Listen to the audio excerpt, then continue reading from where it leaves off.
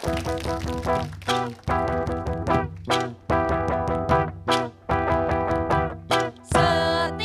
hari hilir mudik, orang muda pergi ke pabrik.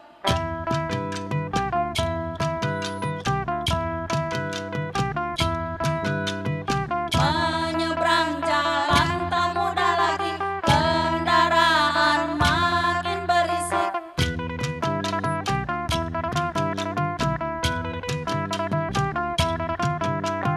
Sawah tanah terus menyempit, membangun kontrakan melejit.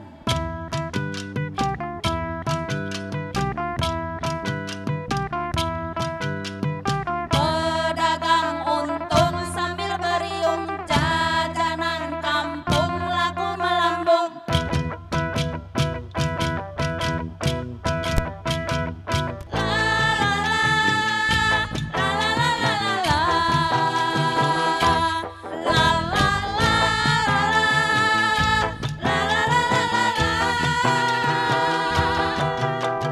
Kakek nenek ngasuh incu, ayah ibunya bekerja, pergi pagi pulang maghrib untuk beli roket chicken. La la la, la la la la la la, la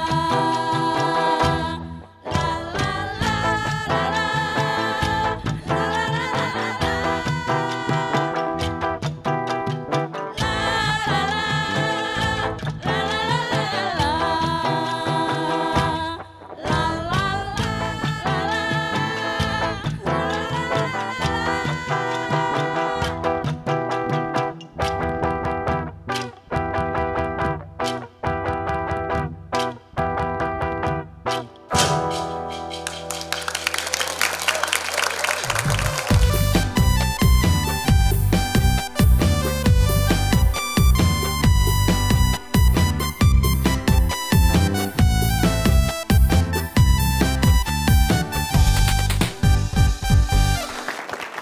Halo, selamat malam pemirsa. Selamat datang di debat Pura-Pura Pilpres 2024. Kami memilah dan memilih. Kami ucapkan selamat atas kehadirannya kepada kedua paslon presiden dan calon wakil presiden yang telah hadir di tengah-tengah kita. Bapak Komar dan Bapak Kamit, juga paslon presiden dan wakil presiden yang diusung oleh koalisi Status Quo untuk Rakyat disingkat KASUR. Dan juga kemudian ada Bapak Dadang dan Ibu Mondang, paslon capres dan cawapres yang diusung oleh koalisi Alternatif. Baik, boleh berikan tepuk tangan untuk kedua paslon kita. Ya, inilah saat yang tepat bagi kedua paslon untuk menyampaikan program dan gagasannya kepada kita semua. Masyarakat dapat melihat seperti apa negara ini di tangan mereka. Malam ini kedua paslon akan bertanya, menjawab dan berdebat seputar isu yang beredar di masyarakat. Dan pada kesempatan debat malam hari ini, kedua paslon akan membahas tema terkait isu hukum dan hak asasi manusia. Bersama saya Laila Majnun, inilah debat Pura-Pura Pilpres 2024. Kami memilah dan memilih. Baik, kami persilakan paslon Status Quo untuk menyampaikan visi dan misinya. Waktu yang tersedia 2 menit dimulai ketika berbicara. Assalamualaikum warahmatullahi wabarakatuh. Waalaikumsalam. Selamat malam dan salam sejahtera untuk kita semua. Bismillahirrahmanirrahim. Visi dan misi daripada Komat dan Kamit terkait hukum dan hak asasi manusia. Jadi negara ini adalah negara hukum, bukan negara kekuasaan. Hukum berada di atas. Penguasa harus taat dan tunduk kepada hukum. Bukan hanya hukum, bahkan hak asasi manusia atau HAM itu sudah berada di jiwa Komat dan Kamit. HAM sudah ada di jiwa saya, bahkan HAM sudah ada di kepala Pak Kamit. Silakan buktikan Pak Kamit kalau HAM itu berada di kepala Pak Kamit. Oh iya benar. Nah, ini salah satu contoh bahwa HAM itu ada di kepalanya Pak Kamit. Saya lanjutkan. Sejak muda saya sudah bersumpah untuk membela dasar negara. Karena di situ pendiri-pendiri bangsa kita yang mendirikan negara ini di atas hukum dan kedaulatan rakyat. Saya pertaruhkan jiwa saya untuk membela demokrasi, hukum, dan Waktu habis, Bapak. Mohon maaf, waktu Tolong, habis. saya dikasih waktu lagi. Tidak Karena bisa. saya kalau udah ngomong saya suka lama. Tolong. Tidak bisa. Tolong, Saya harus mohon. tegas di sini. Tolong. Baik, cukup ya, cukup. Silakan dilanjutkan. Semenit lagi tolong. Semenit lagi. Pada giliran siapa? Tolong, nggak bisa. Silakan Nggak kembali, bisa. silakan kembali. Time is money. Nggak bisa. Jadi, HAM nanti saya Bapak akan... sudah cukup. Silakan. Pak. Silakan. Gantian atuh. Pak, gantian sama saya. Iya benar Pak, gantian Oke, Pak. selanjutnya silakan. Iya. Alhamdulillah, saudara-saudara, apa yang sudah disampaikan Pak Komat, saya setuju. Itu saja. Terima kasih. Cukup. Waktunya maaf. masih ada, mau Iya, ditambahkan? saya tambahin. Iya, boleh. Saya tadi ngomong belum selesai. Saya situ setuju yang bagian mana coba? Saya setuju kalau pidato Anda cukup. Loh, ikan visi misi itu belum sampai. Biar nggak kepanjangan. Sudah cukup? Sudah cukup. Baik. Oke. Selanjutnya kami persilakan paslon alternatif untuk menyampaikan visi dan misinya. Waktu tersedia sama ya, 2 menit dimulai saat berbicara. Hatur nuhun Ibu Moderator. Hukum tidak mengenal warna kulit, tapi sangat memahami warna duit. Betul? Betul sekali. Betul. Itu benar sekali. Benar itu. Masyarakat adalah customer kami siap melayani sesuai aplikasi. Jauh atau dekat, saya akan antar. Kepastian hukum adalah mimpi. Kami driver ojek online terlalu banyak kurang tidur. Kami terlalu lelah untuk bermimpi. Kepastian hukum adalah sesuatu yang kita tunggu. Driver ojek online sudah terbiasa untuk menunggu. Betul tuh? Betul sekali. Tak pisan. Betul pisan. Betul itu ya? Betul pisan. Nah, Saya jadi presiden Bapak, Anda ini aja. belum Bapak, selesai, belum, Pak. belum, Pak. Aduh. Oke, dilanjutkan. Bapak Silakan. bilang tadi panjang kan, saya juga panjang atuh. Sabar, gantian ya. Hak asasi manusia adalah komitmen bersama untuk menjalani hidup. Driver ojek online juga punya komitmen, jangan salah, jangan bilang. Iya benar. Enak aja. Nih, driver ojek online punya komitmen menjemput orang dan mengantarkan ke tempat yang dituju. 10 detik lagi, Pak. Sebentar ya, menembus padatnya lalu lintas, ya, melawan terik matahari di bawah apa tuh? 5, Dinginnya malam. 4, 3, Semua tuh cuma berdua. 2, Bahagia 1. bukan? Cukup, waktunya habis. Udah habis, Pak. Silakan dari Ibu Monda, mungkin ada yang ingin ditambahkan? Ya, terima kasih buat waktunya. Jadi di sini saya hanya menyampaikan sedikit saja. Kalau kami orang Batak bilang, saya cuma menjelaskan hepeng do nama ngatur negara on. Artinya, uang adalah yang mengatur negara ini. Orang yang berduit bisa melakukan kejahatan, bisa melakukan pelanggaran-pelanggaran HAM sambil menikmati kekebalan hukum. Kalau hukum itu sebenarnya berlaku untuk orang-orang yang miskin. Oke. Kalau untuk orang-orang yang kaya, yang berduit itu tidak berlaku sama sekali. Waktu cukup. Boleh berikan Udah, tepuk tangan terimain untuk aja. kedua pasangan calon kita.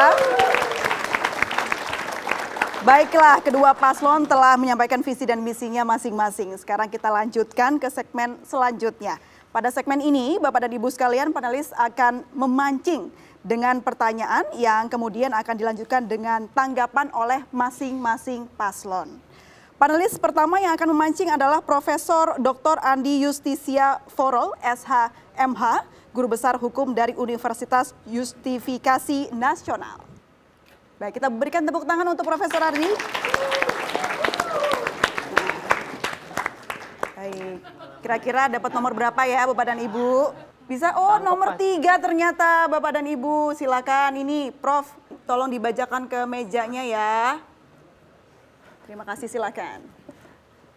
Sekarang, kalau kita tidak suka dengan postingan di media sosial, kita bisa lapor polisi. Alasannya pencemaran nama baik. Semua dirangkum di Undang-Undang ITE. Aturan ini aturan karet. Bahkan karetnya lebih dari 2 saking pedasnya. Bagaimana Anda merespon tentang Undang-Undang ITE ini? Pertanyaan yang kedua adalah, katanya ingin gencar memberantas korupsi. Tapi lembaga KPK yang mengurusi perkara korupsi dilemahkan dengan revisi undang-undang. Apa pandangan Anda tentang revisi undang-undang ini? Terima kasih. Baik, 2 buah pertanyaan sudah disampaikan. Waktunya untuk menjawab bagi paslon status quo. Waktu Anda sekalian 2 menit dimulai saat Anda berbicara. Pasal karet ini tentunya kami nanti akan koordinasi dengan kementerian terkait. Ya, Kementerian Pertanian terutama, dengan pokoknya biar produksi karet itu semakin berkualitas, kira-kira gitulah. Maaf, kita itu sedang membicarakan pasal karet. Iya. Tentunya begini, Prof. Kalau pasal karet itu nanti akan kita bahas, kita bicarakan di ranah legislatif. Untuk mengenai pelemahan KPK, saya heran, ini kenapa KPK lemah? Ini kurang makan, kurang minum, tidur, atau seperti apa gitu? Bisa ngambil cuti kali ya, bisa ngambil cuti biar istirahat, biar tidur gitu ya. Sama satu hal lagi tentang OTT. OTT saya nggak suka. Cukup, Kan itu waktu habis. Baik, terima kasih. Langsung saja paslon alternatif, tanggapannya? Terima kasih. Maaf Pak, ini sedang membahas pasal karet Pak, bukan pasar karet. Aduh, Kementerian Pertanian itu sudah pusing soal target panen yang mundur. Ujung-ujungnya impor beras juga. Betul nggak? Betul. Iya. Pasal karet dalam Undang-Undang ITE membatasi kebebasan publik dalam berekspresi. Hasilnya udah direvisi itu. Karena pada prakteknya, pasal pencemaran nama baik itu malah dipakai untuk membungkam kritik. Bahkan membungkam review customer, curhatan buruh yang dijolimin. Curhat masuk penjara, bercanda masuk penjara. KPK itu sudah diacak-acak. Orang yang kerja benar disebut Taliban, dikeluarin. Maka dari itu, kita harus menguatkan kembali KPK. Kita harus memastikan orang-orang yang kerja di KPK itu orang-orang yang benar. Karena apa? Hidup itu memang penuh dengan cobaan. Kalau hidup penuh proyekan, itu orang-orang di Senayan. Iya kan? Masih dalam subtema pasal karet UU ITE dan pelemahan KPK. Paslon status quo diberi kesempatan untuk bertanya kepada paslon alternatif dan langsung ditanggapi, dan sebaliknya waktu dan tempat dipersilahkan. Terima kasih, Kakak Moderator. Saudara Dadang, bagaimana tanggapan Anda jika mendapati seseorang dalam komunitas Anda yang melanggar UU ITE karena menghina pejabat? Nah, Ya, jalan keluarnya adalah mencari pengacara ya. Pengacara yang mumpuni. Kalau nggak bisa ya biasanya dari LBH kota-kota terdekat lah. Tapi apakah benar orang ini menghina? Apa mengkritik? Mengkritik tidak boleh dipenjara loh. Bentar. Nih, ini buat keduanya nih ya, mondang nih. Bagaimana Anda menyikapi investigator KPK yang kabarnya kurang Bhinneka Tunggal Ika? Ayo. Pak Kamit, tadi kan sudah dijelaskan. Jadi katanya ada tes-tes wawasan kebangsaan. Kebangsaan. Nah, orang-orang yang kerja di KPK itu katanya orang-orang yang tidak becus bekerja. Sampai-sampai ada yang 57 anggota KPK dikeluarin dengan alasan tidak cocok dengan pimpinan baru. Tapi nyatanya apa? Pimpinan baru yang justru terlibat kasus korupsi. Maka dari itu Pak Kamit, jangan pernah percaya dengan rumor-rumor Taliban. Itu semua nggak benar. Oke, cukup. Sekarang bergantian paslon alternatif yang bertanya dan langsung dijawab oleh status quo. Silakan. Bagaimana rasanya diusung partai yang kebanyakan partai itu anggotanya pernah melakukan korupsi? Ini pertanyaannya ngeri-ngeri sedap ini. Silakan, jawab. Kok saya? Insya Allah amanah. Nikmat mana lagi yang kau dustakan, Pak? Bangsa negara ini itu terkenal santun dan pemaaf. Jadi negara ini itu dibangun oleh orang-orang bijak. Nikmat Allah mana lagi? Insya Allah amanah, udah masuk surga semuanya. Ya kan, Pak? Betul. Ibu Mondang, ada pertanyaan lain? Kok bisa santai aja gitu, bisa dimaafkan? Jadi semoga nanti para pemilih bisa yakin, dan bisa melihat sendiri bagaimana Pak Kamit kebal dengan hukum. Ya sudahlah, saya nggak jadi nanya. Baik, kita sudah dengarkan bersama ya pertanyaan dan jawaban dari kedua masing-masing pasangan calon. Boleh berikan tepuk tangannya.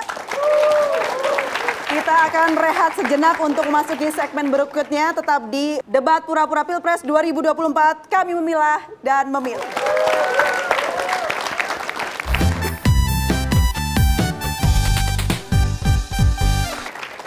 Kembali di Debat Pura-Pura Pilpres 2024, kami memilah dan memilih.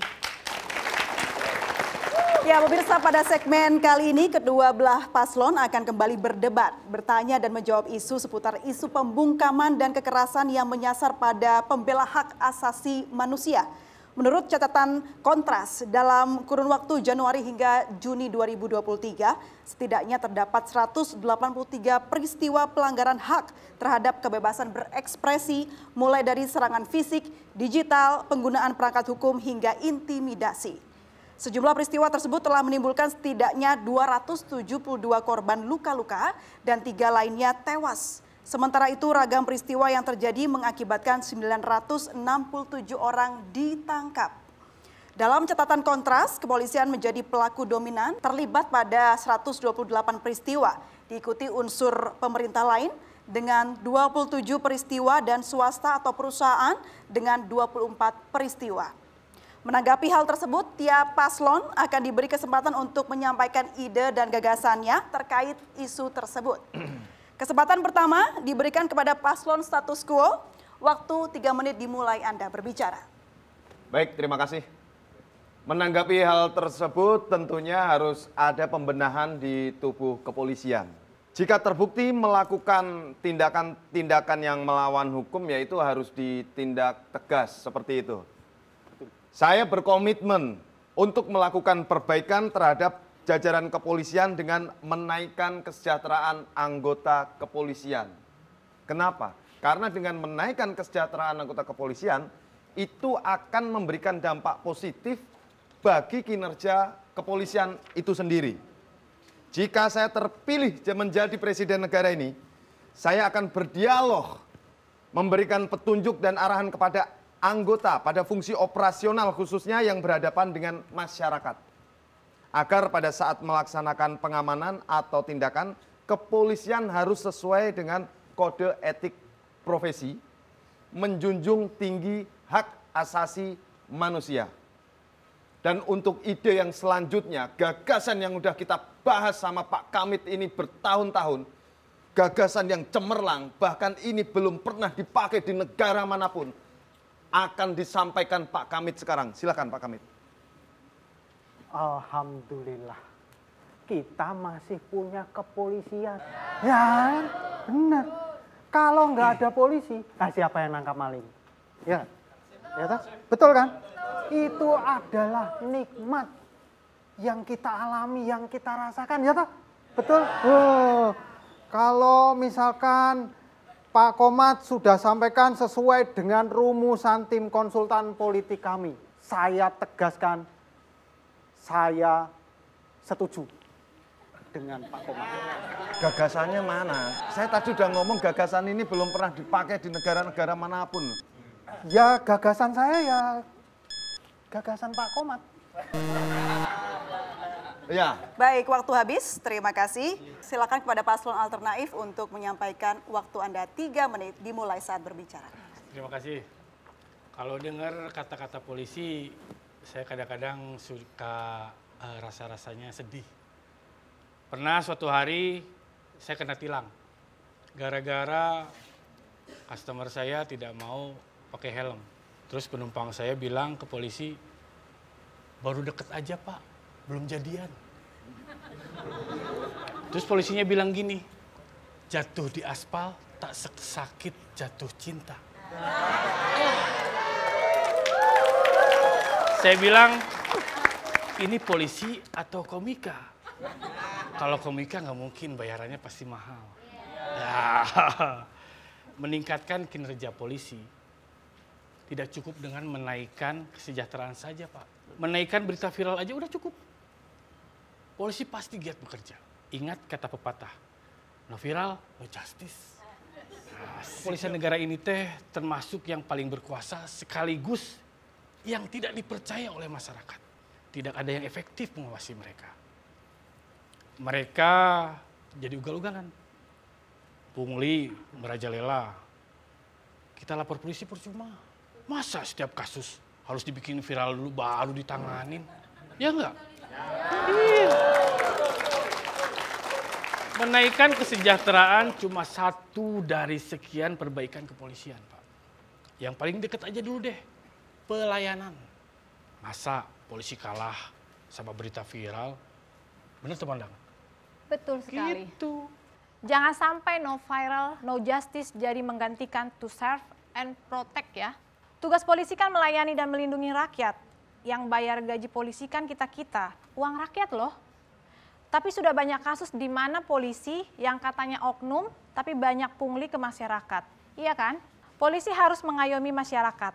Akhir-akhir ini tuh ya, kok sering mendengar hukum tumpul ke atas, tajam ke bawah. Warga itu capek loh, capek banget, capek kali. Polisi kalau sudah berurusan dengan gerebek perkara privat warganya, kenceng banget. Kebalikannya, lambat ketika kasusnya berat. Pembenahan polisi dari tingkat bawah sampai tingkat atas sudah menjadi hal yang mendesak dan tidak dapat ditunda-tunda. Di era sekarang, harus dicoba deh polisi seharian buka medsos dan membaca komen-komen warganet atau masyarakat yang sudah jengah sama respon mereka yang dianggap nggak maksimal ngurus kasus. Jadi kalau bisa sih polisi itu sesekali harus buka-buka medsos biar baca-baca komen masyarakat, ya kan? Jadi biar tahu tuh gimana keluh kesahnya masyarakat. Iya, benar nggak sih? Betul. Benar kan? Betul. Nah, polisi sudah semestinya kita pahami tugas dan fungsinya sebagai penegak hukum. Di situ ada kata hukum. Kalau tanpa hukum, cukuplah menjadi anggota penegak pramuka. Di sini senang, di sana senang. Yang bisa dilakukan adalah berpikir dan berperilaku menjunjung tinggi hukum dan hak asasi manusia agar menjadi catatan yang baik. Mulai sekarang dan masa yang akan datang. Terima kasih Paslon Alternatif atas tanggapannya atau opininya begitu ya. Selanjutnya kedua paslon ini sudah menyampaikan gagasannya. Selanjutnya Paslon status quo akan diberi kesempatan untuk menyampaikan pertanyaan dan Paslon Alternatif langsung menanggapi. Masih di seputar penegakan hak asasi manusia. Kepada Paslon status quo dipersilahkan. Dalam menegakkan hak asasi manusia, selain pendekatan dialogis, langkah apa yang akan Anda ambil untuk mengatasi konflik Papua? Baik, langsung saja dijawab oleh Paslon Alternatif. Kalau berdialog lebih baik sambil nongkrong, Pak. Jangan sambil melangkah. Nanti kepleset, tang jatuh aja. Terus kalau berdialog itu enaknya sambil ngopi, sambil gorengan mungkin, ada rebusan-rebusan apa gitu. Jadi pendekatan dialogis itu perlu, tapi penikmat kopi itu kan macam-macam ya. Ada yang kopinya senangnya pahit, ada kopi yang dicampur susu. Ya, kami fine-fine aja gitu. Kita saling menghormati, apalagi kalau ada keladi rebus atau ubi rebus itu lebih enak, Pak. Tentu obrolan akan lebih mengalir ya. Kesepakatan itu hasil dari proses dialog loh, Pak. Kuncinya cuma sabar, Pak. Mendengar orang berbicara. Cepat atau lambat tentu kita akan saling memahami, Pak. Tetapi selain dialog yang tulus, setara, coba keadilan dan kebenaran ditegakkan dulu, Pak. Itu, Pak. Terima kasih. Baik, waktu selesai. Selanjutnya dipersilakan untuk Paslon Alternatif untuk menyampaikan pertanyaan. Waktu Anda 1 menit dimulai Anda berbicara. Dari banyaknya kasus pelanggaran HAM yang terjadi saat ini, upaya apa yang Bapak lakukan untuk menyelesaikan kasus yang terjadi? Saat ini Bapak-Bapak kan berada dalam sistem pemerintahan dan kasus tersebut juga belum terselesaikan. Kasus yang mana? Kalau bertanya itu harusnya yang jelas. Based on data gitu loh. Jangan ngasal lah. Kenapa isu ini tuh selalu muncul tiap 5 tahun? Kami sangat menjunjung tinggi hak asasi manusia. Dan kami siap berdiri di samping korban. Kami berusaha semaksimal mungkin untuk menyelesaikannya. Tentu tidak mudah. Dan kami setuju untuk menggunakan pendekatan-pendekatan dialogis. Tidak ada masalah sebenarnya. Banyak kejahatan-kejahatan kriminal yang juga harus diselesaikan selain isu HAM. Atau itu kasus penipuan tiket konser, kripto, bitcoin. Jangan sedikit-sedikit HAM terus dibahas. Kita bersyukur negara ini masih dikaruniai sumber daya alam dan sumber daya manusia yang luar biasa. Dan itu saya rasa lebih penting untuk pembangunan bangsa. Bukan begitu? Alhamdulillah begitu Pak. Itu juga salah satu nikmat yang diberikan. Saya setuju, saya setuju. Cukup? Itu Waktu saja. masih ada, silakan. Cukup. Cukup, baiklah. Berikan tepuk tangan untuk kedua paslon. Sudah menyampaikan pertanyaan dan jawaban. Sepertinya debat semakin menghangat ini ya, betul ya Bapak-Bapak dan juga Ibu? Kita akan memasuki segmen selanjutnya, tetap di debat pura-pura Pilpres 2024. Kamu memilih dan memilah.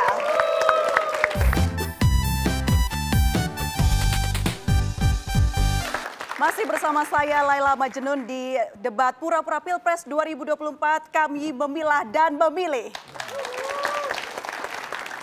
Ya, pada segmen ini, kedua paslon akan saling adu gagasan bertema konflik ruang hidup akibat proyek strategis nasional. Kepada paslon status quo, kami persilakan terlebih dahulu. Waktu Anda 2 menit dimulai saat berbicara. Baik, terima kasih. Itu hanya segelintir warga saja. Siapapun yang berani menghambat investasi di negara ini akan saya bulldozer. Proyek strategis nasional itu penting untuk pertumbuhan ekonomi. Pertumbuhan harus bisa didorong sampai 7%. Dan anak muda harus kerja keras untuk mencapai ini. Generasi emas gitu loh. Ruang hidup adalah ruang di mana kita hidup bersama keluarga. Negara ini adalah keluarga besar yang harus dijaga dan dijamin kesejahteraannya. Pengorbanan hidup untuk bangsa adalah jalan ninja demi kemakmuran bersama. Jadi menurut saya tidak ada yang namanya perampasan ruang hidup. Yang ada adalah penyesuaian ruang hidup demi kepentingan bersama. Bersama siapa? Bersama Komat dan Kamit. Nah, dengan sumber daya alam yang melimpah, kami yakin bisa membawa negara ini menjadi macan Asia. Haum, haum, haum. Oke, baik, waktu sudah selesai. Terima kasih Bapak-Bapak. Selanjutnya untuk paslon alternatif, silakan untuk menyampaikan ide dan gagasannya. Terima kasih. Menjelang pemilu ini, saya sudah melihat kalau Pak Komat sudah mulai belusukan ya. Terakhir belusukan di mana Pak? Di Jakarta. Baik, jadi jawab dulu. Ada pertanyaan lain mungkin dari Pak Dadang? Pak Komat dan Pak Kamit, ruang hidup itu perlu dirawat dan dipelihara dengan baik. Baik itu milik perorangan ataupun komunal. Apalagi tanah adat atau ulayat. Kalau tanah adat masih ditelikung juga, saya jadi penasaran. Punya adat gak sih? Bener gak? Ngakunya untuk investasi negara ini emas 2045. Tapi saya pelajari ternyata lapangan pekerjaan pun pas-pasan. Keselamatan kerja juga nggak diperhatiin. Lalu yang dapat cuan banyak masyarakat sekitar, tapi bukan. Tapi masyarakat elit-elit yang terus menambah kekayaan. Strategis bukan untuk rakyat kan. Bener nggak? Benar itu. Jadi Pak Komat Kamit ini adalah pribadi yang pantang menyerah, tidak pernah menyerah di saat dia kalah, dan selalu ikhlas menerima kekalahan. Jadi pernah jadi posisi yang oposisi dan sekarang berkoalisi. Pak Komat ini pernah dekat dengan petani. Sekarang bikin food estate, katanya untuk ketahanan pangan. Tapi banyak petani mengeluh karena panennya anjlok. Salah satu sebabnya karena pemerintah tidak mau mendengarkan keluh petani setempat dan memaksakan cara menanam. Jadi gimana mau ngedorong pertumbuhan kalau petani kita tidak didengarkan, Pak? Makanya dengerin sesekali, Pak. Benar nggak? Rakyat miskin itu harus didengarkan. Petani-petani itu harus didengarkan, Pak. Jangan diabaikan. Benar kan? Jadi saya yakin Pak Qomat Kamit ini gagasannya yang kuat dan visioner. Asal jangan gampang goyang ya. Dikit-dikit goyang, dikit-dikit goyang. Ntar jatuh. Paslon alternatif harap fokus ya, karena seharusnya ini tuh debat, bukan ngerosting, betul tidak? Ceplosan, Bang. Tetap sabar ya Ceplosan, Bapak-Bapak, ini semangat terus pokoknya. Kali ini kita kembali lagi ke panelis ya, kita undang panelis selanjutnya, ada Profesor Dr. Siti Daryatun MA, Rektor Universitas Maju Bersama. Silakan Ibu untuk hadir di tengah-tengah kita. Silakan Ibu untuk memancing di sini.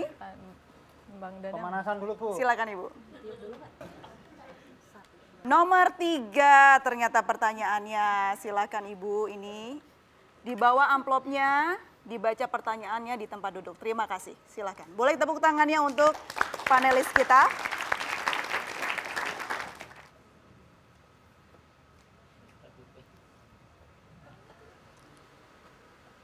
Pada bulan September 2023, Komnas HAM mempertimbangkan rekomendasi utama untuk memindahkan proyek Lempeng Eco City ke tempat lain.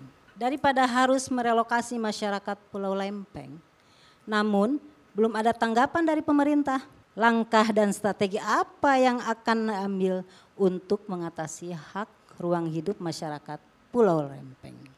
Baik, terima kasih Ibu sudah menyampaikan pertanyaan. Pertama kami persilakan kepada paslon status quo untuk menanggapi. Waktu Anda 2 menit dimulai saat berbicara. Baik, terima kasih Ibu. Persoalan Lempeng itu harus diselesaikan dengan baik dan mengedepankan kepentingan masyarakat. Ganti rugi juga harus didahulukan untuk menjaga stabilitas ekonomi warga yang terdampak. Saya yakin pengorbanan warga yang terdampak menjadi sebuah catatan. Perjuangan untuk membangun negara ini. Ini adalah investasi jangka panjang untuk kemajuan bangsa negara ini. Tepuk tangan. Saat ini kita memiliki reputasi yang baik di mata investor. Betul. Jangan rusak reputasi dengan demo terus-menerus. Demo. Sudah ada ganti rugi. Lagian ini tuh tidak digusur. Ini tuh dipindahin. Beda loh. Digusur sama dipindahin. Saya akan bulldozer siapapun yang menghalangi perizinan. Investasi itu adalah salah satu nikmat yang diberikan. Kita adalah aset negara. Kita ini aset, Bu. Aset. Aset negara untuk dikembangkan untuk kemajuan bangsa. Paslon status quo sudah menjawab, sekarang giliran dari paslon alternatif untuk menjawab. Waktu Anda sama, 2 menit dimulai saat Anda berbicara. Bapak-bapak ini jago sekali main kata. Dipindahkanlah, bukan digusur. Yang namanya digusur ya digusur aja, Pak. Ya kan? Dipindahin terus digusur. Nah, habis itu nggak ditanya dulu sama masyarakatnya, itu sama aja dengan pemaksaan. Jadi di sini saya cuma mengatakan negara demokrasi itu harus melindungi hak-hak warganya. Ketika kebebasan demokrasi dikekang, lantas demokrasi ini milik siapa? Ya kan? Milik bersama kan? Hak-hak warga itu harus diperjuangkan. Ketika hak-hak warga diabaikan cuma buat ekonomi, terus apa dong arti dari Pancasila? Ini tidak hanya terjadi di Lempeng saja, Pak. Banyak wilayah-wilayah lain dari data konsorsium pembangunan agraria. Memasuki tahun ke-9 pemerintahan yang sekarang, sudah tercatat sekitar 2.710 kasus konflik agraria. Itu gimana, Bang? Ada 2.710 kasus. Banyak juga ya? Itu. Tahu nggak bedanya kaget kita dengan kaget pemerintah? Tahu tuh? Tak tahu aku. Kayak mana rupanya, Bang? Kalau kita kaget, kita bilang, waduh. Kalau pemerintah kaget kayak mana? Wadas. Ya, wadas. Ya. Benar. Oke, pemirsa dan juga hadirin, selanjutnya kita melangkah ke subtema selanjutnya, yaitu soal isu reformasi di korupsi. Sekitar 4 tahun lalu gerakan #reformasi di korupsi yang dimotori oleh mahasiswa berunjuk rasa memprotes undang-undang yang kontroversial yang saat ini ya tengah digodok di DPR. Namun aksi mahasiswa tersebut menuai tindakan represif dari aparat keamanan. Pertanyaan bagi para paslon adalah, bagaimana Anda menanggapi isu reformasi di korupsi tersebut dan solusi apa yang akan Anda rekomendasikan? Masing-masing paslon akan diberi waktu 2 menit dimulai saat berbicara. Pertama kita ke paslon status quo terlebih dahulu. Silakan. Enggak sulit kok. Ini kan ikhtiar kebangsaan. Untuk mencapai mufakat, maka diperlukan musyawarah. Oke. Saya mau menambahkan, saya setuju dengan apa yang disampaikan Pak Kamit. Setuju banget itu. Kami Komat Kamit siap komitmen. Komitmen apa? Komitmen. Kalau sudah dari paslon status quo, kita lanjut ke paslon alternatif. Silakan. Waktu Anda 2 menit, dimulai 1 menit dimulai saat Anda berbicara. Dulu tahun 1998, reformasi digulirkan dengan berhasil menjatuhkan rezim yang telah berkuasa selama 32 tahun. Kisah ini sudah tidak usah diulangi lagi, Pak. Sudah menjadi pengingat aja untuk sejarah bangsa kita. Sangat di luar nurul kalau menurut saya. Kalau reformasi dikorupsi juga, agenda reformasi terus berjalan harus dikawal. Undang-undang dibuat untuk menjaga amanah reformasi, bukan untuk mengkhianati reformasi. Sebagai driver ojek online, saya bekerja mengantar penumpang ke tempat tujuan. Perubahan tujuan di tengah jalan nggak jadi masalah. Asal sepakat mencapai tujuan untuk keinginan bersama. Silakan Monang. Jadi saya tambahkan lagi di sini, suara yang sudah diberikan, kursi yang sudah diduduki lebih baik digunakan untuk kepentingan rakyat. Kursi itu bukan kursi goyang yang bikin Anda itu bisa tidur nyenyak. Jadi suarakan amanat rakyat secara jujur karena DPR bukan perlombaan paduan suara. Reformasi adalah amanah negeri ini. Haram hukumnya untuk dikorupsi. Benar nggak Bang? Betul. Benar. Selanjutnya ini pasti momen yang akan ditunggu-tunggu oleh hadirin sekalian karena akan dipilih satu pertanyaan dari penonton. Baik penonton, siapa yang ingin bertanya silakan acukan jari. Boleh silakan. Perkenalkan terlebih dahulu. Terima kasih Mbak Laila sebelumnya. Perkenalkan nama saya Bang Bang. Saya dari mahasiswa Untumu Universitas Tujuan Mulia semester akhir.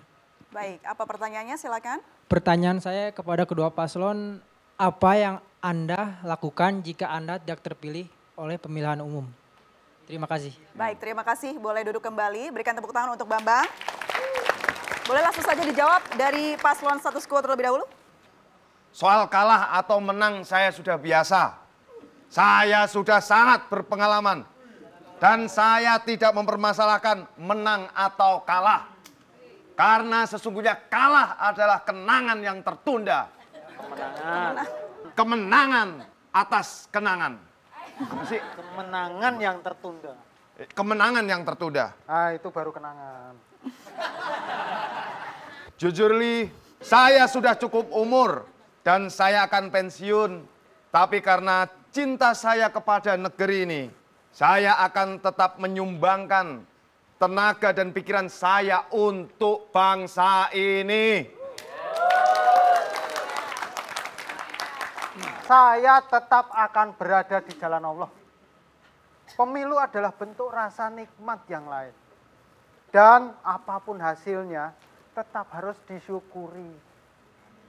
Berada di tengah-tengah panggung debat ini adalah salah satu ibadah, teman-teman. Kalah atau menang adalah bentuk semangat. Semangat kita untuk negeri ini. Tapi kalau bisa jangan kalah. Tapi tenang. Ada satu lagi. Kalau misalnya seandainya Komat Kamit kalah, kita akan tetap memberikan yel-yel yang terbaik untuk masyarakat semuanya. Silakan yel-yelnya Pak Komat Kamit. Komat Kamit komitmen, silakan berikan yel-yel paling semangat. Kami adalah Komat Kamit. Terima kasih. Baik, terima kasih. Itu untuk paslon status quo. Selanjutnya untuk paslon alternatif, silakan menjawab pertanyaan dari Bambang. Kalau saya simpel aja kalau kalah.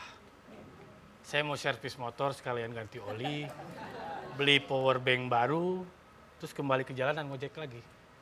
Selain ngojek saya juga akan terus aktif berserikat untuk memperjuangkan hak-hak buruh.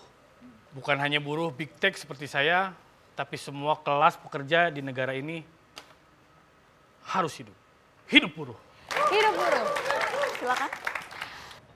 Kalau saya sih, saya pasti kembali berkebun. Cangkul, cangkul, cangkul yang dalam, menanam jagung di kebun kita.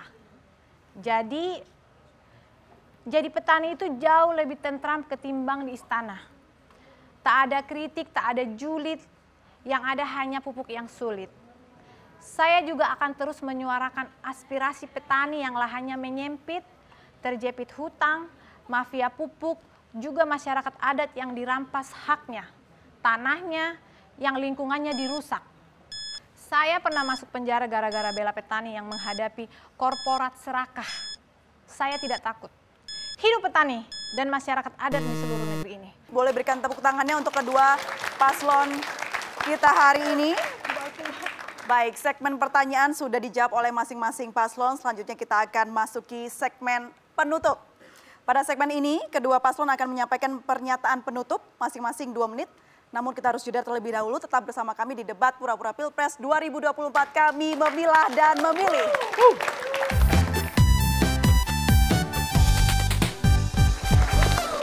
Komat Kamit adalah komitmen. Komitmen apa? Ada yang tahu? Ada yang tahu? Sama, kami pun juga tidak tahu. Kenapa? Kenapa kita tidak tahu? Karena kami menunggu suara-suara dari masyarakat biar bisa masuk ke dalam pikiran kami sehingga akan kami tuangkan ke dalam program kerja kami. Komat Kamit komitmen. Komat Kamit adalah kita. Kamilah duo dinamik yang akan membawa kabar baik. Kami ibarat Batman dan Robin, pemberantas kejahatan dan pembela keadilan. Jangan bimbang, jangan ragu. Komat Kamit ada di belakangmu. Komat Kamit selalu komit dalam menghadapi situasi yang amit-amit. Jangan lupa Komat Kamit sebelum memilih, karena doa itu penting. Doamu adalah cita-citamu, juga cita-cita kami, Komat dan Kamit. Terima kasih. Assalamualaikum warahmatullahi wabarakatuh.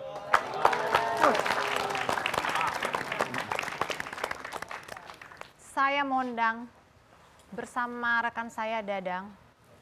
Jika terpilih nanti, saya hanya ingin memastikan dandang di rumah Anda berisi beras untuk dimasak. Dadang dan Mondang ingin berjuang untuk kecukupan pangan, papan, dan sandang. Maka dari itu, pilihlah kami untuk merebut kekuasaan dari elite yang serakah. Kami bekerja untuk para buruh, para pekerja, petani, nelayan, rakyat miskin, dan rakyat kota. Kami akan bekerja demi keadilan dan kelestarian lingkungan. Karena kami adalah manusia yang ditidurkan oleh rasa lelah, dibangunkan oleh kewajiban, dan dipaksa bertahan untuk cicilan.